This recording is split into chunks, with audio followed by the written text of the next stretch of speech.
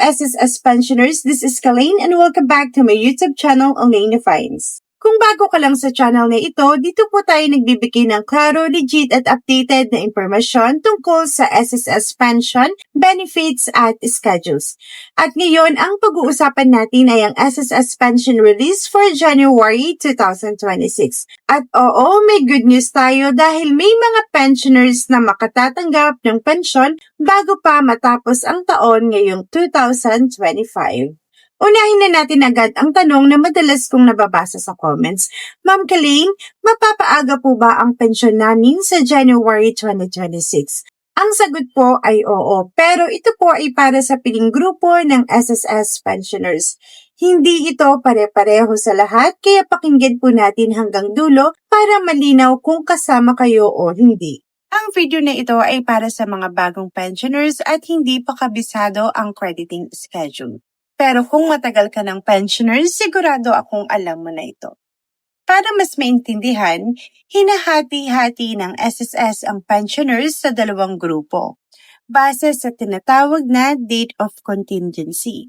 Ano ba ang date of contingency? Ito po ang araw na na-approve o nag-start na ang pension ninyo sa SSS. Para sa Group 1, date of contingency 1 to 15. Kung ang date of contingency ninyo ay ika-1 hanggang ika-15, kabilang kayo sa unang grupo. Normally, ang pension ninyo ay pumapasok every first of the month. Pero sa January 2026, may special situation tayo. Dahil may adjustment sa January 2026. At bakit nga ba? Tingnan natin ang calendar. December 30, 2025, regular holiday. December 31, 2025, special holiday. At January 1, 2026, regular holiday. Tatlong sunod-sunod na non-working days. Dahil dito, hindi magre-release ang SSS sa January 1. Kaya ang pension ng Group 1 ay i-advance sa pinakamalapit na working day.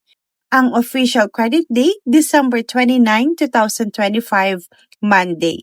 Ngayon, gusto kong linawin ito para walang kalituhan. May mga pensioners na posibleng makatanggap ng pension as early as December 26, Friday. Bakit? Dahil may mga bangko na mas maaga mag-post ng credits, may sariling internal processing schedule. Pero hindi ito guaranteed sa lahat. Kaya tandaan ninyo ito. December 29, 2025, official SSS credit date. December 26, 2025, possible only. Bank dependent. Huwag po tayong mag-alala kung wala pa sa December 26, hindi ibig sabihin may problema na. Ngayon, punta naman tayo sa Group 2. Kung ang contingency nyo ay ika-16 hanggang ika-31, ang pension ninyo ay pumapasok every 16th of the month. Ito ay matatanggap ninyo sa January 16, 2026 ng Friday. Walang holiday, walang delay, walang advance, kaya walang pagbabago.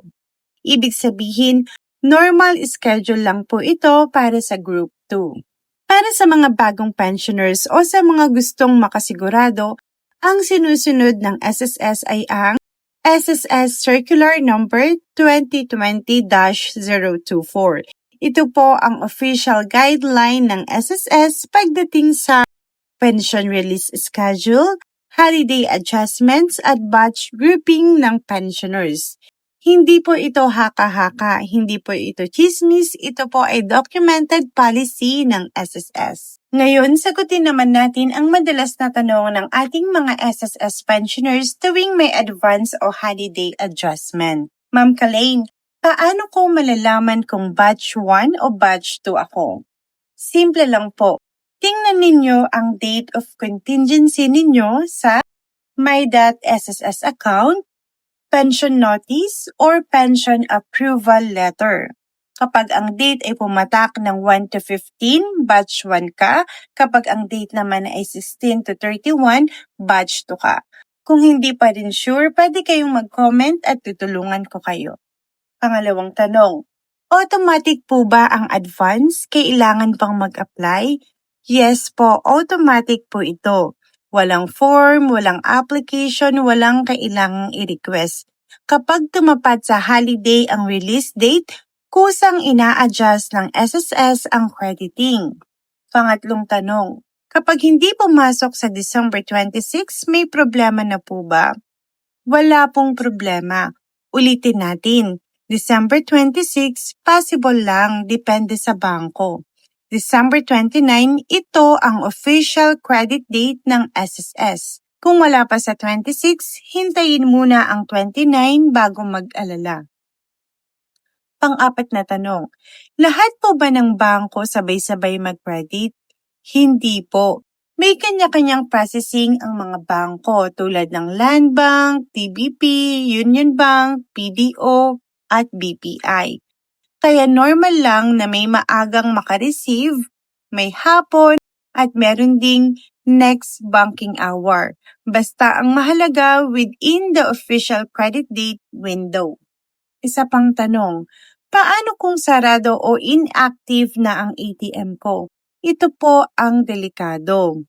Kapag close na ang account, expired na ang card, hindi na active sa bangko, at hindi updated sa SSS, possible na ma-hold ang pension ninyo.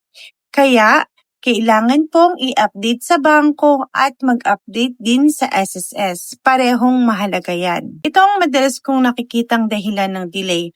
Akala ng iba sapat na ang pagpunta sa bangko. Hindi ina-update ang SSS records.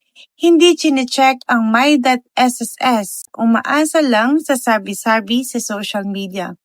Kung ayaw ninyo po ma-stress, i-double check nyo palagi. Kaya ginagawa ko itong ganitong klaseng update dahil maraming nalilito, maraming nagpapanik, maraming nadidelay ang pensyon dahil lang sa infogap. At ayokong mangyari yun sa inyo. Kaya tandaan, always update disbursement account sa SSS at bangko. Comment po kayo sa baba, batch 1 kung December 29 ang release ninyo at batch 2 naman kung January 16 naman. Muli, maraming salamat sa panonood. Kung nakatulong sa inyo ang video na ito, i-like, i-share at i-subscribe para updated kayo sa mga susunod na SSS announcement. God bless po sa inyong lahat at Happy New Year in advance mga kalane!